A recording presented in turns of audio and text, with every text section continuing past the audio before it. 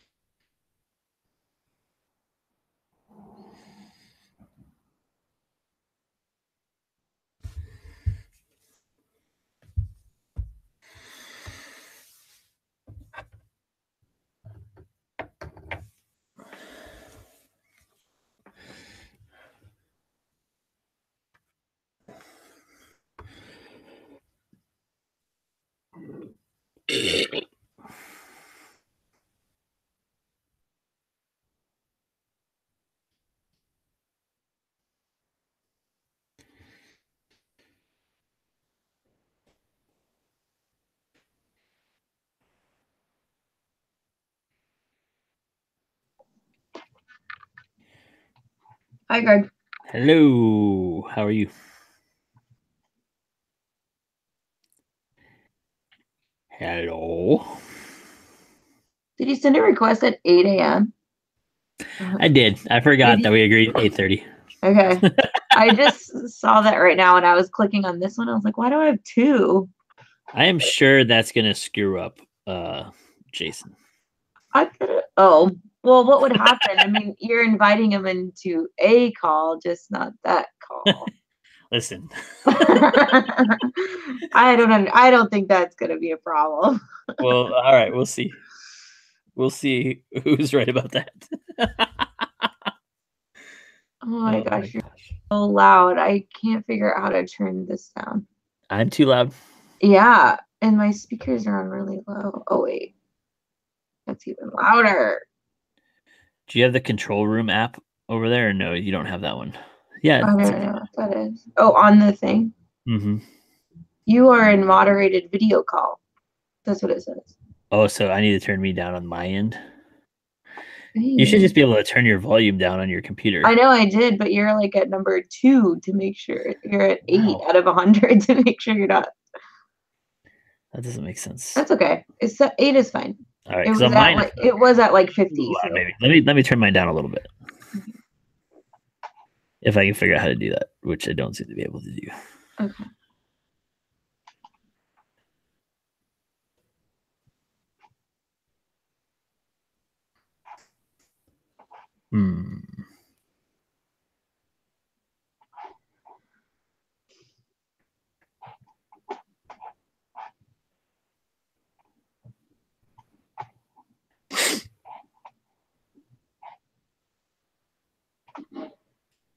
Okay.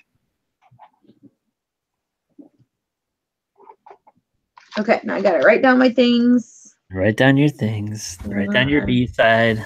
I actually already have one. If you can even believe it. I cannot believe it, but I will happily take your word for it. Oh, I guess I didn't write down my other ones. Whoops, I thought I had written down something. I had an idea for our podcast B that I think could be groundbreaking. Oh gosh. Well, I haven't been able to figure out a way to make it work yet, but if I could figure out some kind of live show. No, although that'd be awesome. That's not a new idea that I've had.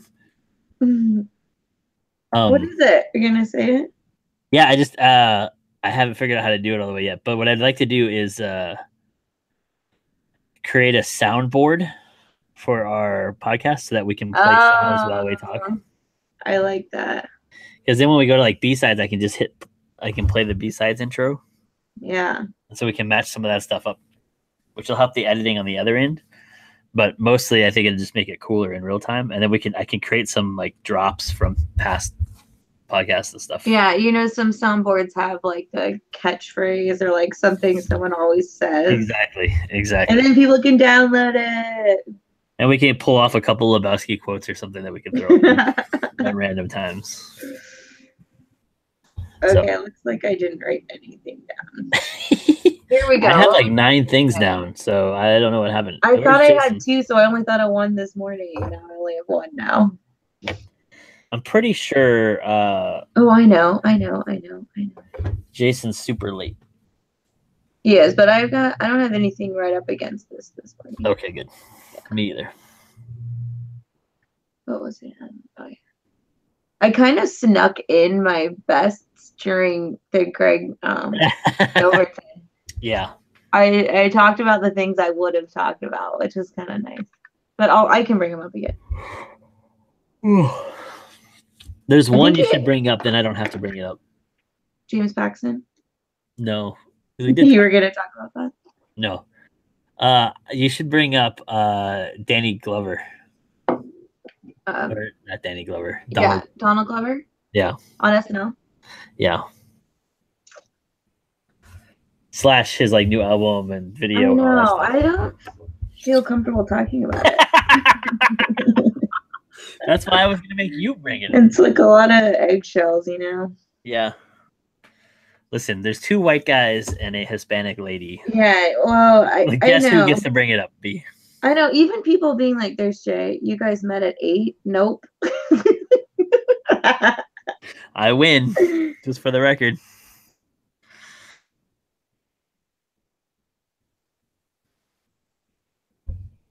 Are you texting him back? Yeah. Yeah.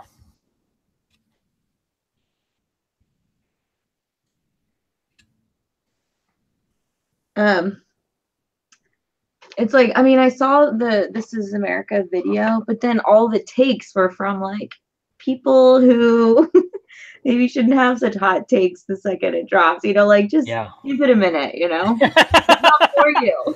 Yeah, that's right. So then I was like, well, I don't want to be in that chorus. Like, been listening to this all day, over and over and over again. It's like, really?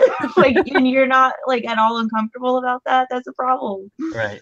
I don't know. I did listen to it every day. I did listen to it a lot, but I don't need to go telling people that, you know?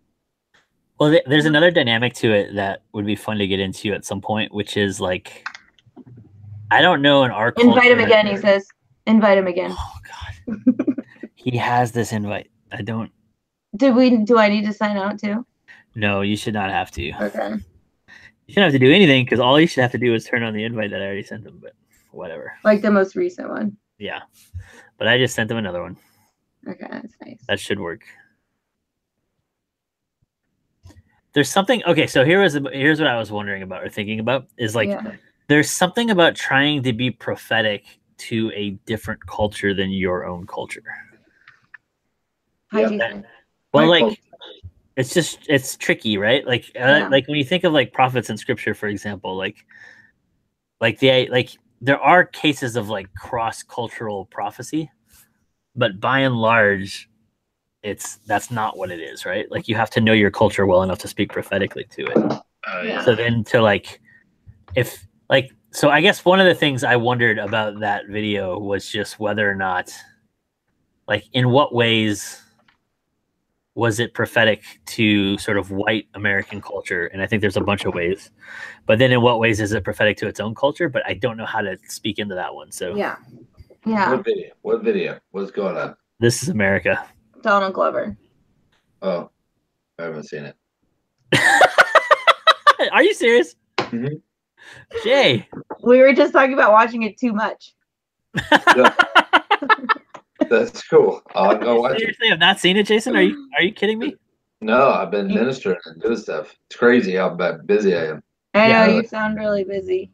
Yeah, but it's not the videos It's right in your wheelhouse. It's a little much, but It's hard to I'm watch. it's hard to watch. I'm sponsoring my first dude. Are you serious? Yeah. That's the first You guy get I've to be a ever sponsor? sponsored. Yeah, I get to be a sponsor. That's cool. Sick. I'm stoked. I found out last night. Anyway. Did you meet with him today? No, he asked me last night. He's in a recovery. But he was living in a halfway house, and I started the Bible study at the halfway house, and I was gonna baptize him last Friday, but last Thursday he got into this because they stay at the halfway house until they get into a recovery center, and then or a treatment program, and then they get out and they stay at the halfway house for a couple months more till they get back on their feet. Yeah. And the dude, he's cool. His name's Jesse. Oh, is he the guy you put on Instagram? Yeah. You have a new best friend. New man crush on Jesse James. His middle name's James too. Pretty Jesse James. That is Jesse cool. James. Yeah. But no, I'll go watch. What is it? Coming to America? I've seen that movie. Yeah, that's what it is. This is America. Gosh. Sexual chocolate. Sexual chocolate. If Mama call him Cassius, I call him Cassius. Rocky Marciano. Every time we talk about greatest boxer ever lived, some white man got to bring up Rocky Marciano. You did not mean my Martin King. That movie's fantastic. Really, buddy. All right. Sorry, B. We gotta get this thing. Have you seen Coming to America? Really? What? I know what it is. I've never seen it though. I gotta watch that video, and you gotta watch the whole movie. Yeah. All right, that's for reals. That's it. That's your family's wheelhouse. Like, yeah, you're too funny not to have seen that movie, B. That I know, but it came out before all the funny movies I like. Yeah, but it's what created all those. I mean, I still love Scrooge, and that's probably the same year that Scrooge came out. So I get you. Yeah, it's probably still earlier than Scrooged, but it's early '80s. But you'll enjoy it. Okay. Yeah. It'll hold up in a lot of ways. Soul Glow, that's my favorite. Okay, I'm gonna watch that. Sexual chocolate. Oh no, that's McDonald's. You're at McDonald's. Sorry, there's so many great lines in the movie. All right, I've started the last two. So maybe you should just keep Jason's going. turn. Okay. Are you tired, Jason? I'm tired because I was at the recovery homes. You can't go in. Because until visiting hours, unless there's a meeting, an open meeting. And so I went to a meeting at 8 to 9:30 last night. Mm-hmm. And then I swung by one of my star volunteers. His kids both graduated and got associate's degrees from the local junior college. So I brought them some donuts. Nice. That's rough, man. From the donuttery. Yeah. They make a s'mores. Three best. No, they make a s'mores donut. Oh, it's amazing. It's amazing. And I didn't even eat one. I gave them all to those people. That's true love, people. That's very nice. Okay. Let's start. You join us. Wait, who's picking and all that stuff? That means I go second, right? One. Yeah. Pick for that one. So I'll pick this one. Bianca's gonna do the intro. No, I thought Jason just. Yeah, let's do B in the intro. Do the intro. I love B. Yeah, she's the best at these. And then I'll start, and you'll do second. B. I'm gonna forget. And I'll go third and pick. Yeah. And that means I have to listen to you guys. All right. Hold on, let me just make sure I have the three. We haven't been together in so long. It's been crazy. 2 weeks, man. No, but like before that. I know. This is our seventh one of the year.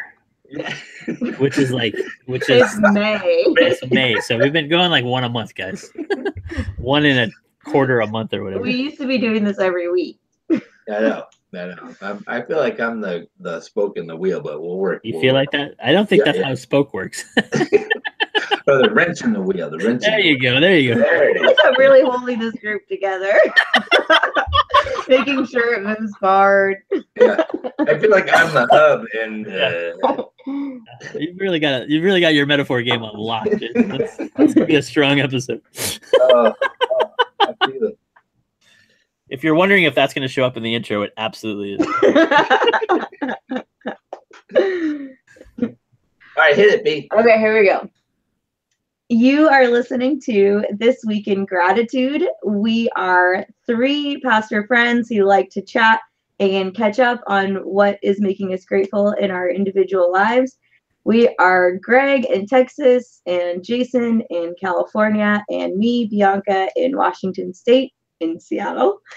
And we're so glad that you tuned in. We'll each give 3 things that we're grateful for.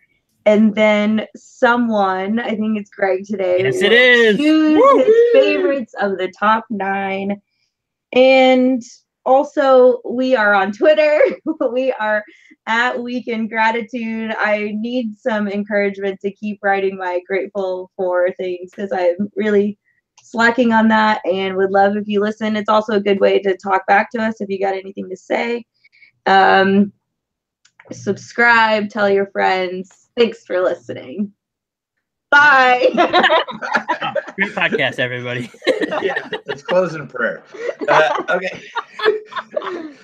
I think I'm going to do all 3 music related, and it'll be music like my doorway into it. But these things that I'm grateful for. One happened like, I don't even know, maybe 6 months ago. I don't know, because we've been off and on spotty with our meetings. Yeah. But Chris Stapleton played on Saturday Night Live at some point. Oh yeah, that was a while ago. Yeah. At some point. And I saved it on my DVR, and every once in a while I've been watching it. And have you seen it? Did you watch that one? I think it was Will Ferrell hosting. It was a pretty funny one too. But Sturgill Simpson, joined him on stage, and it was sick. If you haven't seen that, it's worth seeing. And it's probably going to be my shortest one, just my first one. I watch it over and over and over. It's like just every couple days or something or whatever. I just saved it and I have it queued up to when they play together. You could just also YouTube it. It's probably way easier. What do you like about it, Jason? It reminds me of like the Waylon and Cash and Willie. Oh, it reminds me of like the real country, like country music roots coming together and just showing up each other. Like I think they make each other better. Like I think Chris Stapleton is good, but I think he's great when Sturgill starts doing his guitar work with them, and then they just play off each other. Nice. Way good. Did you see it? I saw it. Yeah. You see all Saturday Night Live. Not all of them, but I did see that one because I did want to see those 2. I liked it a lot. It does have. You're right about that, and like part of the advantage is like Sturgill just sounds like Waylon, so it's like you can't help it. But Chris Stapleton's good too. My only criticism of them at all is I can't get my head around believing that the songs are about anything. Yeah. Like it's my like, I have this ongoing debate with my kid about hip hop music, and he's convinced that hip hop is like the greatest genre and has the most to offer the world. And I keep telling him that's probably true in really small doses, but like as a genre, it's all the same stuff over and over and over again. And then I watched the Chris Stapleton song. It's like, dang, there goes country music. That's my part of the argument. Like now I'm in trouble because it's the same song every time from Chris Stapleton to me. But I don't drink, so I think if I drink, I would like it more. Maybe they're all about drinking. Oh, they definitely are. Yeah, they do sing a lot about drinking.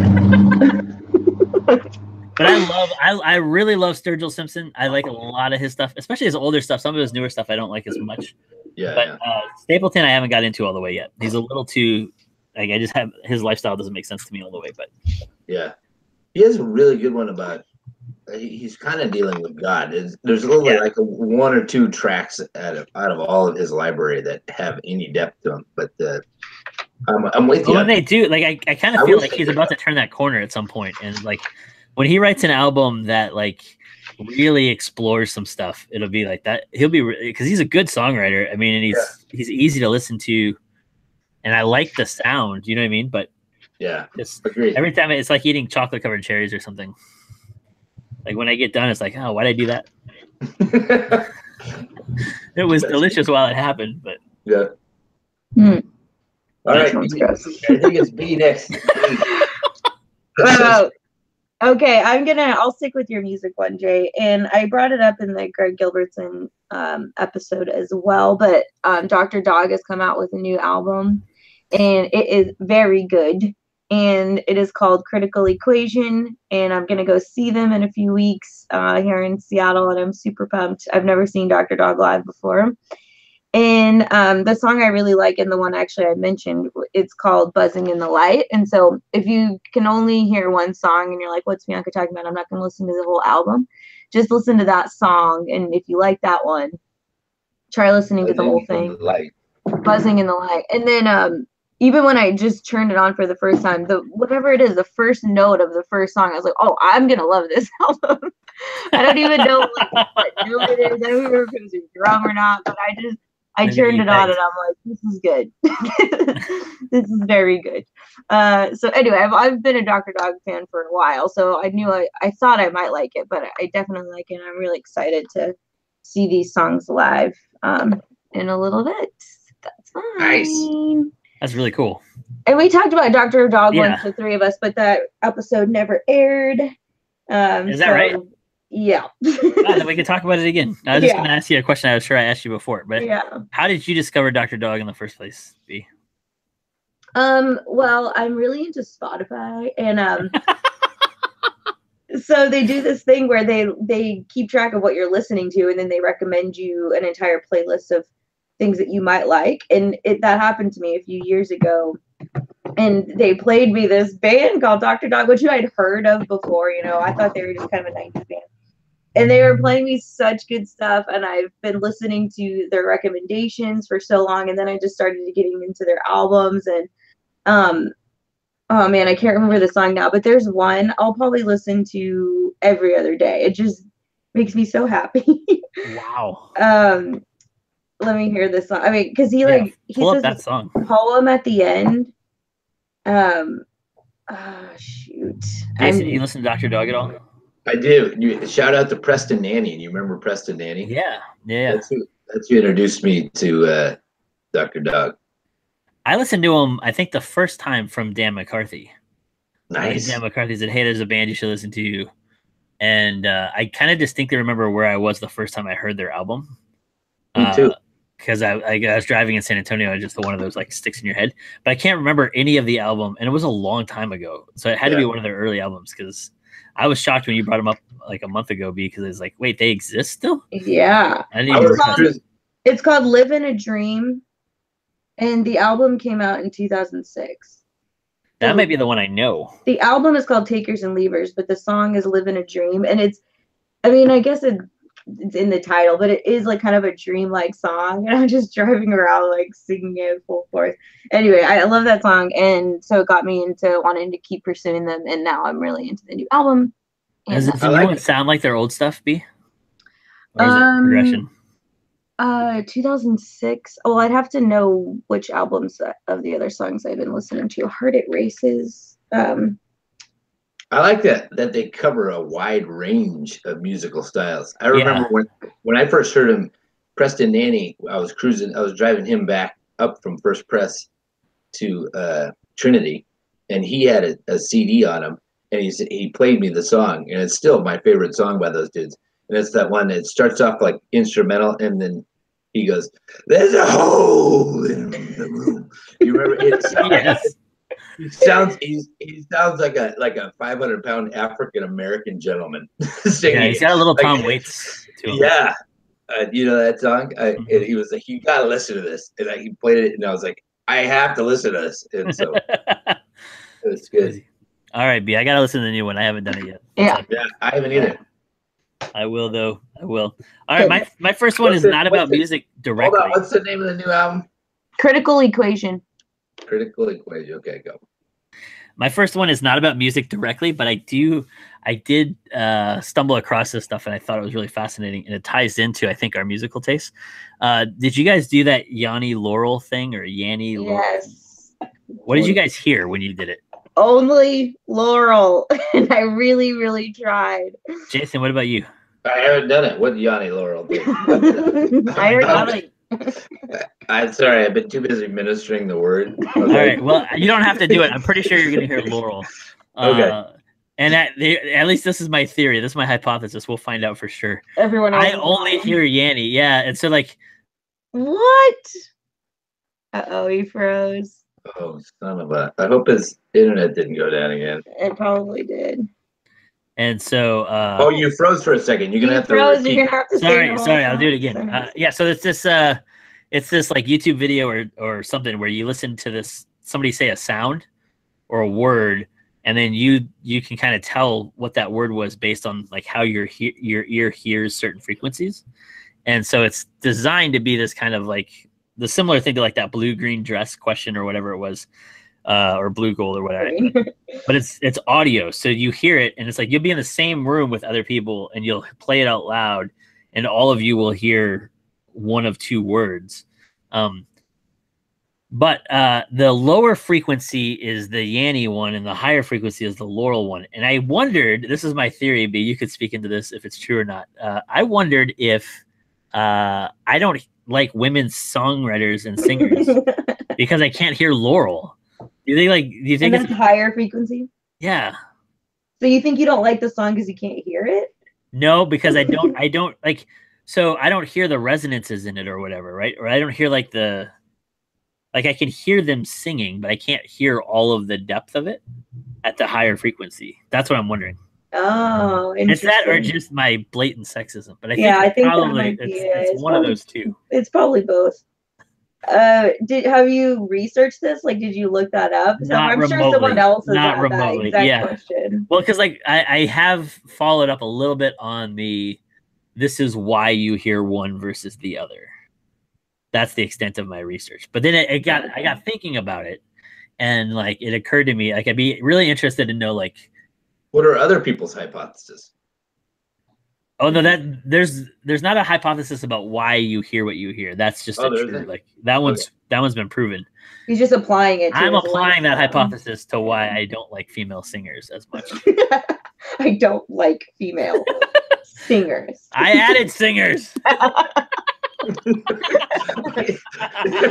You have to check that tape on that one. That's a bad pause. My favorite one of those ever. I was driving with my kids in the car and I ran over a manhole cover, and they're like, "What happened?" I said, "I ran over a manhole cover." There's some good pauses, but yes, yeah, female singers. We need a lot more girls. in the worst bit. No, he does. I'm looking for some girls for the worship band. Bobby McKinney, people. Bobby McKinney. Oh, man. Okay, I got nothing, Greg. I don't know. Anyway, I have to listen to it. Jason, you have to listen to that and come back with what you say. If you listen to it, I just heard me say that. If you listen to it and hear Yanni, Jason, then that'll defeat my whole premise. Okay. So that could be it. But Yanni's the guy. No, it's a word. It's just a word. It's just a word you hear. Okay. Yeah. Or not here. Yeah, or not here. So like, but it's based on frequencies at which your ear hears sound. And so you hear one or the other. The secondary test would be, okay, if you can hear Yanni, do you also enjoy female singers? Because it doesn't mean that's the one-to-one. Right, yeah. I know. But, okay. But you two both enjoy female singers. So if you both came back, and the other people in my life who enjoy female singers also heard Laurel. So that's where I'm thinking like maybe there's a connection. You have researched this a bit. Well, I've just made connections. This is just deductions. That's what it'll be. Just connecting the dots for people. That's what I'm called to do. Is pass. Okay. But the real thing about that has nothing to do with my like female or male vocalist thing. Yeah. I just enjoy immensely when there's like these grenades that are thrown into our reality, right? Where it's like, here's this thing, listen to it, tell me why you hear it exactly the same way I do, and then you realize, oh wait, they don't hear it the same way I do, and now you have all these like questions and conversations about how do you hear anything and what does hearing mean and all that. And seeing. Yeah, seeing's the same way. But they're just things we take for granted without ever thinking about. And then all of a sudden it's like, oh, I have to think about that now. It kind of pushes on some, like, stretches some muscles you don't usually use, which is Yeah, you can't assume that everyone is perceiving things the same way as you.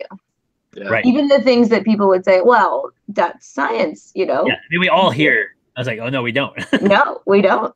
There's a thought about that where it's like nobody ever sees the same color blue that you see or whatever, right? Like you just like it's impossible for us to see the exact same thing, which is pretty amazing when you think about it. But Yeah. anyway, I like that stuff. That stuff hurts my brain, and I enjoy that. Wonderful. That's awesome. I like it. It'd have been really great if you had actually listened to it already, though, Jason. So yeah. You gotta text me a heads up. Yeah. Listen, it was on SNL. It was on now I'm so entrenched in all this ministry stuff. You gotta keep me. I know you're too busy following Jesus to keep up with social media. You'll be my rope into like the world, you know. All right, that's fair. That's fair. That's good. It's taking on new meaning while we gathered together. Okay, my second one. My brother-in-law, just out of the blue, he bought his tickets to Depeche Mode. So I went to see Depeche Mode. Yeah, a couple nights ago. I don't think he likes Depeche Mode. I know I don't really like Depeche Mode. but it was a really fun show, and it was a good show. So that makes it top. Like that makes it something I'm grateful for. But it really spurred on just me giving thanks to God for just the friendship that I really deepened with my brother-in-law in Michigan. You know, he was out in Kalamazoo and I was out in Muskegon. And then our wives are sisters and they just can't live within, you know, they can't live without each other or something. I don't know. We just keep following them around. But it's like flash back to when Maddie first married this dude, his name is Ryan. I was just like, I don't know about this dude, you know, and but over time, and then especially our time in Muskegon, like he was in Kalamazoo, I was in Muskegon. We would get together most weekends. He'd smoke some meat, and he's got the smoker, and I don't know. Our friendship just really blossomed into something really, really cool. I'm really grateful for that dude, Ryan. Listen, anything and he bought us matching T-shirts too. Yeah, so friends wearing like T-shirts going to see Depeche Mode is a whole nother level of friendship. There's no. Yeah, it is. It was pretty crazy. And so I have a totally semi-related question. To your observation. First off, I want to give a hearty agreement on brother-in-laws. I have a cool brother-in-law, and it's awesome to hang out with him. But the follow-up to that is, do you ever mix up bands like in your head? Like, so like Depeche Mode to me is In Excess. I can't, like, they're like the same band in my head. Like I can't, do you do that with anybody? Yeah, well, those two for sure. Oh, so that's not I thought that was a weird thing. I don't know. No, that's like, I always have to think about who the lead singer, like what their song was. Yeah. But In Excess had that Bob Dylan kind of video. That's a pretty fair mix-up. Yeah, that's a good one. It's a really fair mix-up. Oh, all right, well, good. I feel better about that. I thought you guys were gonna laugh at me for that one. I'm trying to think of mine. That's a good one. I'm trying to outdo you, but I can't. Well, because usually, really, like, you have to you have to not know their stuff as part of the issue, or barely, like, you know what I mean, like, trying to think of what other bands I do that with. This one's gonna be bad too, so you guys can laugh at me for this one. I do it a little bit with Duran Duran and Flock of Seagulls, because in my head they're the same. They're like, didn't Duran Duran have like 5 hits and Flock of Seagulls had 1? I do it with U2 and Midnight Oil. Yeah. That's your go-to, man, every time. No, I don't. No, I know. That's like your Flock of Seagulls and Duran Duran. No, it doesn't make any sense. It's not fair. Yeah, it's totally like, when you hear, what's Flock of Seagulls' one big hit? They Ran. I Ran, right? I Ran. That one sounds like a Duran Duran song to me, and I don't know if it's just because it has Ran in it or not, but that's like by Duran Duran. Yeah, whenever I hear that, I think Duran Duran, and it always like I know it's not true, but it still throws me off. Here's two bands that sound nothing alike, but I don't listen to either of them because of you, Greg. Okay. It's because you once said just in passing. I don't like the name of the band, the Shins, because it reminds me of the Strokes. Oh my gosh, they're nothing alike. I know. And then just the name. Do you remember you said, and we had a conversation about horribly titled bands? Yeah, I do remember this. Like, and you were like, Shins, it's just, it sounds like a punk band and it sounds like the Strokes. But I don't listen to either band because of that conversation. That's hilarious. You know what's even funnier? At the time, everyone was naming their bands like that. I know. That was a mistake. That's why I stand by that. Okay. I stand by that. Okay. My best thing about that story, Jason, is you accredited something to me that I know I actually did this time. Like that's nice. You give me a lot of credit for stuff I didn't ever actually do, I think. But this one, that one's on me. And then the other like Shin's touch point is me and Bianca are standing in Newport. Me and Bianca are standing in Newport. No, Beach. It was Hume Lake. We were at Hume. Oh yeah, that's right. I feel so bad. Oh no. And this dude, and Bianca asks, "Hey, what's your favorite band?" Oh no. And this dude says the Shins, and Bianca visibly like throws up with her face. No, I her face was like she could not hide that. Like, and then afterwards she was like, "That told me so much about that dude in 5 seconds." No, I literally looked at his face. I said, "That can't be your favorite band." I said, they've only been out. I said they've only been out for like 2 or 3 years. Wrong. And he was like, but it is my favorite band. Oh man, I'm such a jerk. Yeah. I think about that a lot. That was my Shins connection as well. Every time I hear that, I'm like, it's a reminder of what a jerk you are, Bianca. Anytime someone Shins is also my favorite band to turn into a swear word, but we're not going to do that on the podcast. Okay. Use your imagination. Yeah, you can fill in the dots. Okay, I'll move on to, is it me? Yeah, the next one. And I just am broadly very grateful for the show Last Comic Standing, even though it's not on right now. But recently I went and saw one of the comedians. I'm broadly happy that this show at one point in time existed. Yeah, but more specifically is this couple, actually a couple nights ago, I went and saw Joe Mackey in Tacoma, which I only know about him from Last Comic Standing.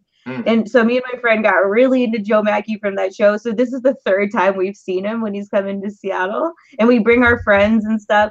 And then also on the way down, we were talking about all the comedians we know now because of that show. And we go and we pay when they come to town. We pay and we tell people to go see them, and we like get a whole crowd going. And so I'm just grateful for that show.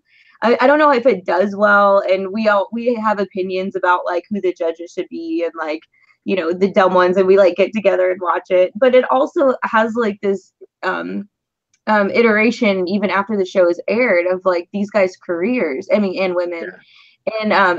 And I know that's how they make a living, is going to tour and be seen live. And so who cares if I'm actually watching the show, but that show has really helped a lot of people's careers. I mean, Amy Schumer was on Last Comic Standing.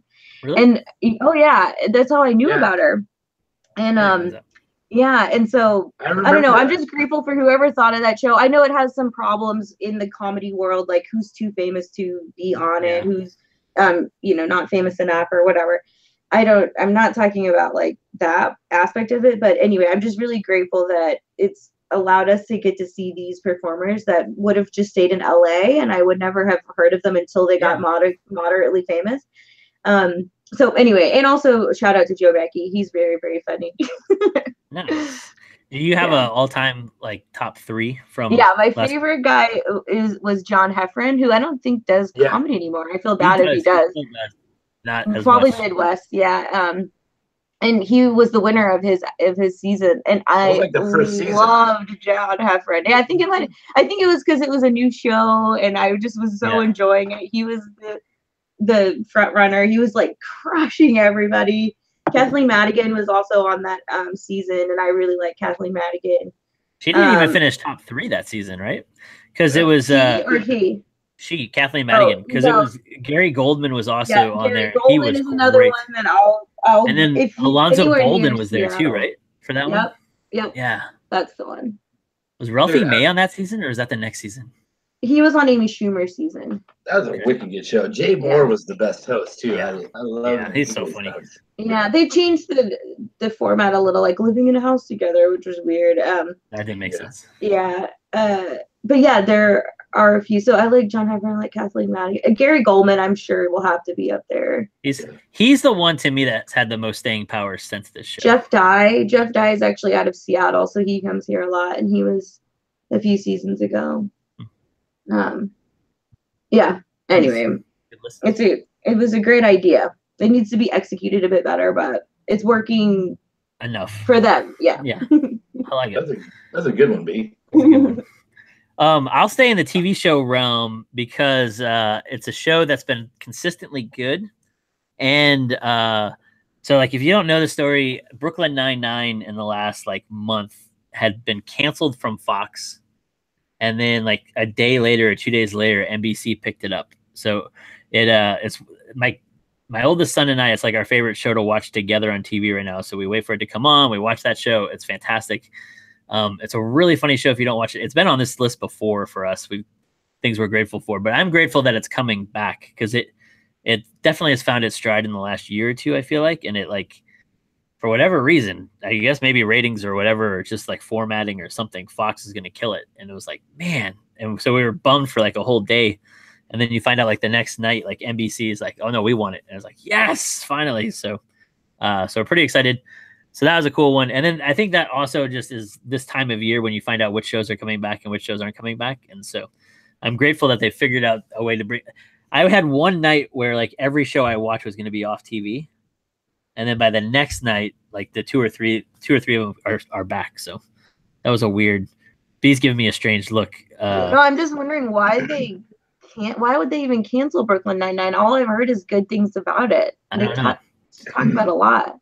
So I watched like basically, and this comes up on the show all the time, but I basically watched Lethal Weapon, Brooklyn Nine-Nine, New Girl, and which is over. Yeah, I know. This is what I was running into. And then there's like one other one that also got canceled. Oh, Last Man on Earth. So those are like my 4 that I watch on Fox, and really 4 that I watch on TV at all. Yeah. So on like a Tuesday night or whatever, all of a sudden New Girl was done, Last Man on Earth was done, Brooklyn Nine-Nine was done, and it looked like Lethal Weapon was going to be done too. And so they canceled those. Only watch the best. Right? I know. I got as Greg goes, so goes culture. By that next night, the first 2 were done for sure still. New Girl and Last Man on Earth are done. But then Brooklyn Nine-Nine has a new home, so that's exciting. And Lethal Weapon's going to be back in a different iteration, so I'm excited about that too. I love Lethal Weapon. That's a good show. I think so too. So anyway, I'm grateful that that this kind of connection that I have with my kid, we get to keep watching this show. And it's a funny, good show. If you don't watch Brooklyn Nine-Nine, watch it when it comes out on NBC. It's a really good show. So that wedding episode was funny. That was great, right? Yeah, it was cool. I'm in. That was fun. A good way to finish the season. I watch it with my son too. That's, yeah, it's good. Man, their best, their Backstreet Boys opener this year was one of the greatest cold opens of anything. It's just amazing. The hat one, I thought the hat one was awesome. Kenton just walking through with a red hat, and then right at the last second, it doesn't work. I know. That theme song's good too. That's a good theme song. Yeah, it is. Oh, that should be a B-side someday. Someday. Next week. Get ready. Someday. We got, I think it's my 3rd. Man, we're on time or something. I don't know what's going on. We're fine. It's amazing when everybody's awake. I was just 7 now, though. my 3rd one is a band. I don't even know the year. I think they were in 2010, but I didn't know about them until this year. And I think this might encourage Bianca also. Andy Hull was in I know him. He was in a band called Bad Books. Yep. I knew that. I didn't know that. Oh, okay. That's the band. Okay. Yeah, that's the band. And I just found out. And so I got this disc, off eBay. Bad Books or whatever. Ridiculously good. And then I'm gonna bring it to my brother probably tonight. My little brother, he's graduating from Fuller. Wow. And he and I really connect over it because we went to San Diego show when we were, Manchester Orchestra. Yeah, Manchester Orchestra a while ago. Anyway, so it's the Bad Books is the doorway into. I'm really proud of my little brother. I can't believe it. And he's landed his first internship at a hospital. He wants to be a hospital chaplain, so he's going to he's going to be doing an internship over the summer at Arcadia Hospital. Awesome. I'm so stoked for my little brother Andy. Anyway, and Bad Books is the way into that. That's cool, man. Good job, Andy. That's awesome. Congratulations, Andy. Avid listener to the pod. Yeah. He's been on the pod before, so yep. And his mother-in-law is one of our biggest fans. Yeah. Like off the radar, kind of listening all the time and saying, "Oh, that was a good one." Nice. Well, if you are an avid listener and you want to help the podcast out at all, you can just send Jason a microphone. That would be a great. The $6 one is finally not getting the job done anymore. No, you can hear me. You can hear me. You got to spend at least $14 on this one, Jason. Okay, I'll go with my next one. Now that I know who's listening. Oh, go ahead. The way it just doesn't fuzz up. What about when you graduated from Princeton? Tell me about that day, B. What? Like we were all different. We were all in different parts of the country, so we didn't get to see it. Like, what was it like? What did you? It was actually very regal, if you can believe it. The graduation happened in the chapel on Princeton University campus, so it didn't even happen on the seminary campus. That's gorgeous chapel. It was gorgeous. I mean, just like high ceilings, beautiful stained glass, so many pews, and the way that pulpit like juts out. I love that. I love that space. Yeah. So we graduated. I guess you didn't graduate there. Yeah, it was pretty short service. I mean, they do it quickly. I think there was only 100 of us in our class, so we all wear robes and hats, and I don't remember if there. I really don't remember. It was so long ago. It was 7 years ago. What's our secret word for edit? The secret word for it. This seemed like a good question when I asked it, but I was thinking, man, I wanted to be there, but I love you. You forgot our fundamental rule, which is don't ask Bianca questions. Don't put me on the spot with memory questions. I'm so bad at memory questions. I love it. We've had this rule forever for a reason, Jason. Pictures or something. I don't know. What's Duke Divinities like? Because I didn't go. I have no idea. Really? Yeah. I didn't go to mine. That's a dud question all the way around. Sorry, man. I was nervous to ask it. And I hope he's got a good story. And then I remembered the rule. I was like, oh no. Oh no. I can't rescue this one. Crap. Were you out of state? Why didn't you go? Yeah, we moved to Wisconsin. So I graduated in May, but I left Duke in December. For spring semester, I worked on like a thesis kind of project while I was in Wisconsin and working and stuff. So yeah, and then I just didn't go back for it because it was like I hate graduations. So I do college ministry, and it's like one of my rules is I won't go to your graduation, but I will go to your graduation party. So I love graduation parties, but I don't like my graduation party was cool. We did we went to a Brewers game and a bunch of us hung out and that is cool. Stuff. So that was awesome. That was a really cool thing. But did you get any good gifts for graduation, B?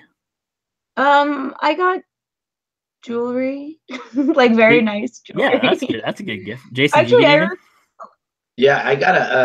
got that leather. You probably see me with it. I still carry it around with me. Like that's my planner. Like I put my calendar there. Nice. And it's just Jason Griffiths on the front. Like embossed.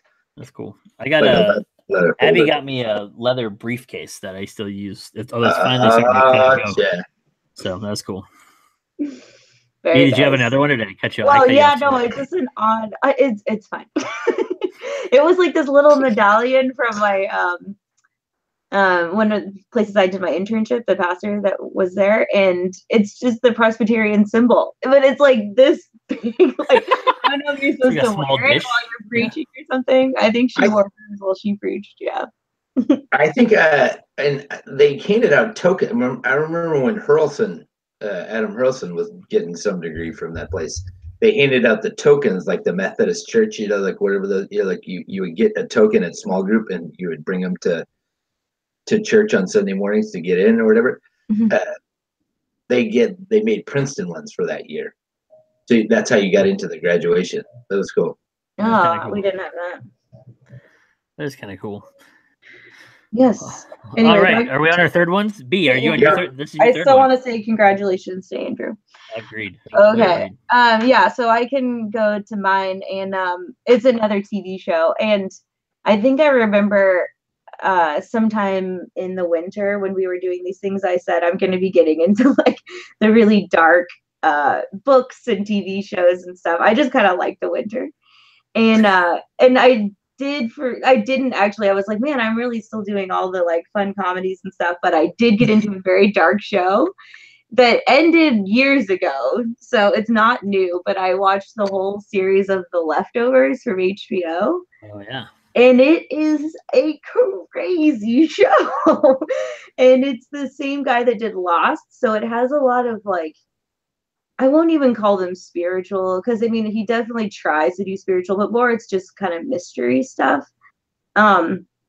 There is a character who is a pastor, and he's trying to explain, and essentially it's from one moment to the next in our world, and everything that looks like our world, from one moment to the next, 2% of the world's population just disappears from whatever it is that they're doing in the middle of the day. And so the show is the 98% that stayed, and they never explain it. They don't tell you where they went. It's just kind of like, it's really just a show about grief. Like, what do people do when, people don't disappear, but they definitely die suddenly. Yeah. And so it was just about dealing with grief. Some people lost more people than others. Some people didn't lose anyone at all, but they still like are spiraling. And it's just it was such a weird show. And I guess I'm not actually recommending it because it's a bit much, but I watched it and I think about it a lot. So I know that it did something to my brain. I've been done watching it. I think I finished a couple weeks ago, but it was just so interesting. And I watched Lost too. So, I had some opinions about that show, which my opinions are high regard. I love that show. So I was just interested in what he could do on not a network station. And that guy is nuts. His name's Damon Lindelof. Lindelof, I think. He does these shows. Anyway. Oh, and then paralleling that, since they were already done, I started I would read the recap or the review from Alan Sepinwall, who's a TV critic that I really like. And so I was kind of doing two things at once. I was like watching this show, but then also getting into what Alan thought about the show. And he loved the show. He really liked that show. He really liked the show. And so it was kind of multimedia. So I would always be excited about what did Alan think of this episode. And so that'd be part of the ritual. It was like I watch an episode, then I read Alan's thing. And he has such good insight too that I didn't even like realize was going on in the episode I just watched. So anyway, that's it. That's what I've been doing in the winter. I watched this show. It took me a while because I just watched like an episode a week or something. But well, anyway, if you got to read all the book reports about it, it makes sense. I know it took a while. That's my last one. You're like the third or fourth person who's recommended that show. Well, I guess you didn't recommend it, but that has been grateful for that show. Mm-hmm. And that's interesting. I still haven't been able to bring myself to do it, but it's dark and it's weird. I watched the first couple seasons, and it had the same problem that a lot of shows. When my wife doesn't like something, I usually don't end up sticking with it. Yeah. But it becomes harder. I really did. I liked all the first couple seasons were awesome. I liked that main dude a lot. There's only 3 seasons.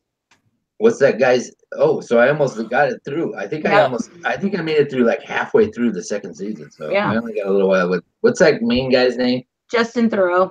I like that guy. The acting is so good in that show, and Carrie Coon is the other main character.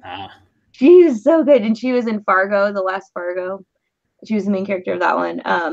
Actually, they were going on at the same time, which was I didn't That's realize crazy. because now I'm watching in 2018. But that Fargo season was still going on. Anyway, the acting is awesome.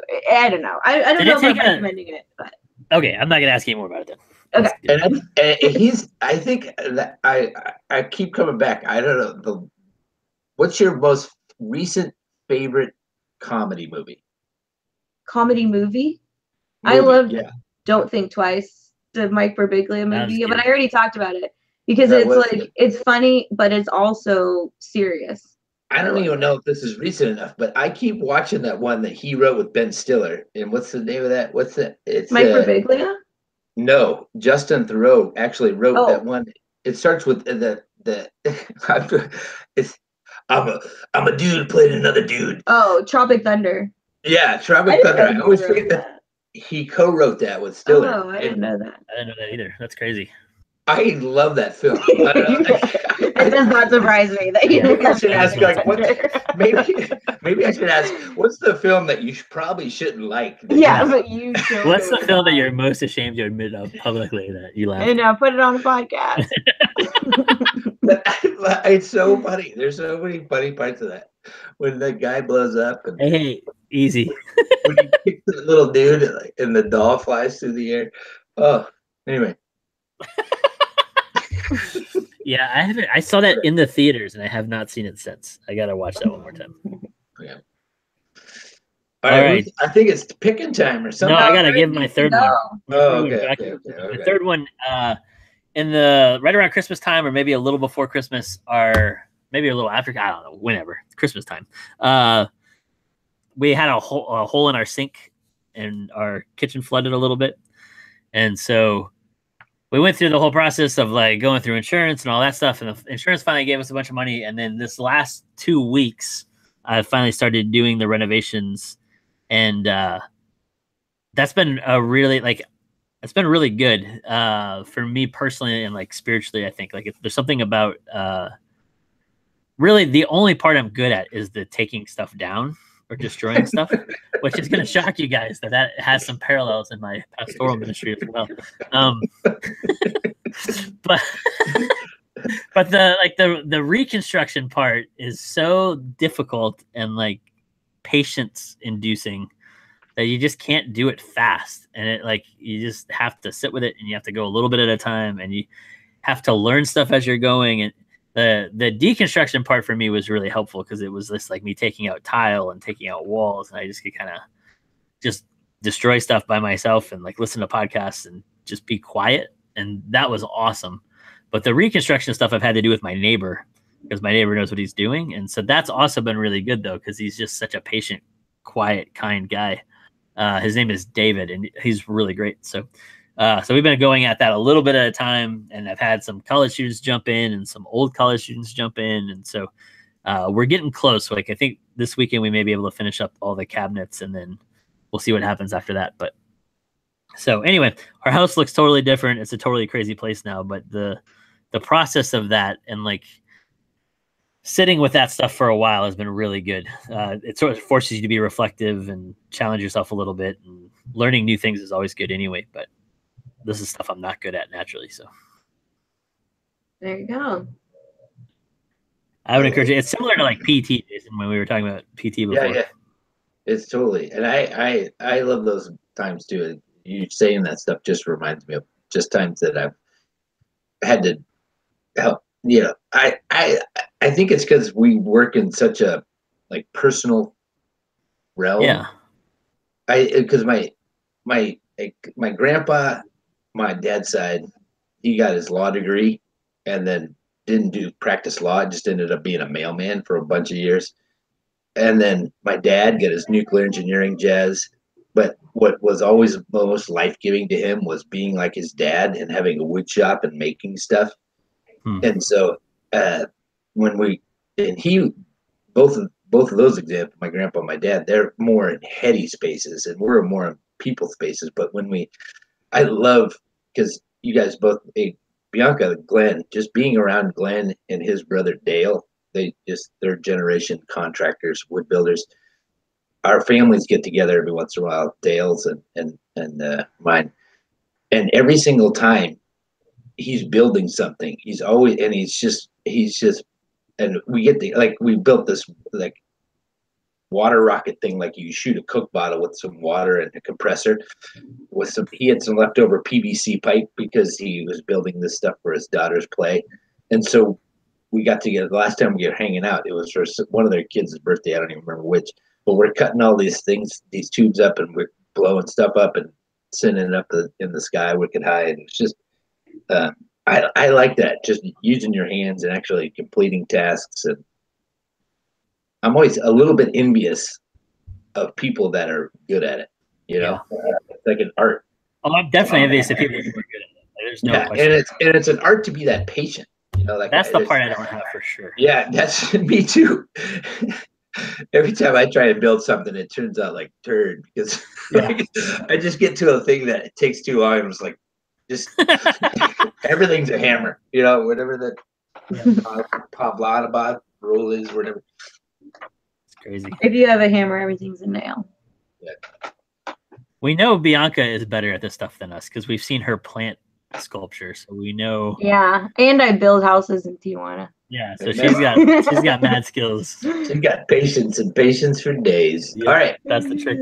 You get to pick, Greg. Oh, I get to pick. All right, top 5. Here we go. We're gonna fly through these top 5.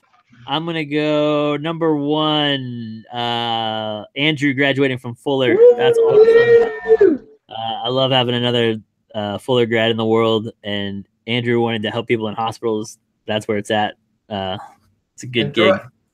Shout out once again, Allie's graduating with him. I was gonna ask that earlier, and I forgot to ask. So that's awesome. Yeah, she's gonna be crashing with us for a couple days. They're graduating at the same time. Oh, that's so cool. I didn't think of that, but that's awesome. They're gonna walk together. That's cool. That's pretty crazy. All right, I'm gonna go with that one. I'll go Last Comic Standing. We all had some good memories from Last Comic Standing. That's a good one. I'm gonna go Brooklyn Nine-Nine and the TV shows we watch that we don't ever want to get canceled. Which reminds me, Arrested Development is coming back on Monday or whatever. About that. All right, so that's 3, right? You have 2 more. I'll give Brother-in-Laws a shout out, Jason, in light of yours. Oh yeah. That sounds good. And then, man, I don't know. Rough week. I'll go renovations for my 5th one. Okay. All right. That's good. I'm about as grateful as I'm going to get for those. So, as you were saying, the Last Comic Standing, I had a question. Does anybody know? Do you remember that one comedian? He didn't go very far. I think he got eliminated pretty early, but he would move the microphone around in the stage. He had really long hair. Yeah. Do you know that guy? Did he keep in comedy? Is he like? Does anybody know that guy's name? Like he had kind of like frizzy long hair. Yeah. And he'd move to one part of the stage and he'd drop a joke. Yeah, he was like really silly. Yeah, and he would move around to a different part of the stage and deliver a different joke. He was real dry. Yeah, I forget his name. Yeah, I don't know. I haven't seen him. All right, well, that's your top 5 list for this week in gratitude, which means it is time for B-sides.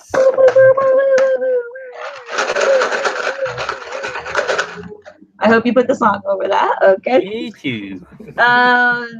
Okay, Royal Wedding. Just kidding. I'm not gonna ask you guys about the Royal Wedding. You guys have so many opinions, I'm sure. I already had a question I had no answer to today, so this is... No, this one, I forget where I heard this question, but I thought it was good.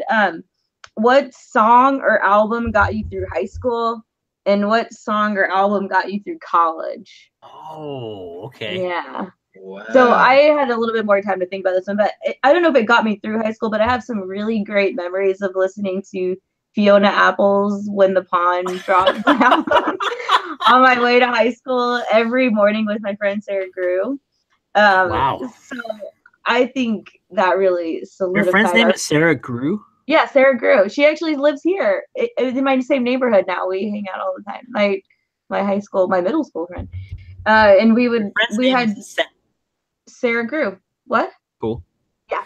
That one's my high school one. I'll have to think about my college one. You guys got one? I've got one for each. I'm not sure how true either one is entirely, but okay. For high school, Recovering the Satellites by Counting Crows was a big album for me in high school. There are some other ones too, though, like early Jars of Clay stuff, and trying to there's because I discovered Vigilantes of Love in high school also, and that was huge for me. But then college, no question, hands down, the album for me, especially my freshman year of college, was the Wallflowers, Bringing Down the Horse.